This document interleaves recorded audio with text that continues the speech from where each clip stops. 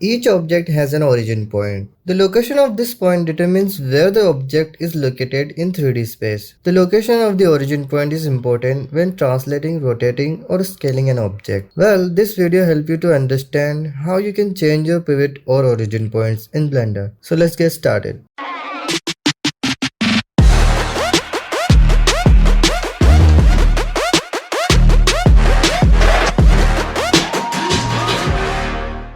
When you select your imported object, you will see the pivot point in the middle of your object. It will change as you model it and will not stay in the center. Now go to the set origin to bring it to the center. By clicking on first option, your object snaps to the origin point.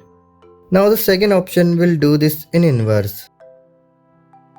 Now the third option is set origin to 3D cursor.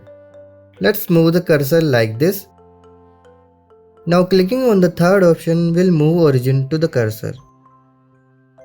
The rest two options are understandable from the name itself. Now click on this option to move the origin freely.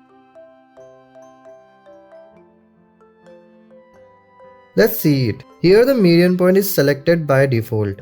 Now what does this mean? Suppose you have a lot of objects. Select them. Now you can see our move tool is in the center. If you change this to active element, last object you selected will become the origin points for these. If you change this to individual, all selected objects scale and rotate on their own origin points.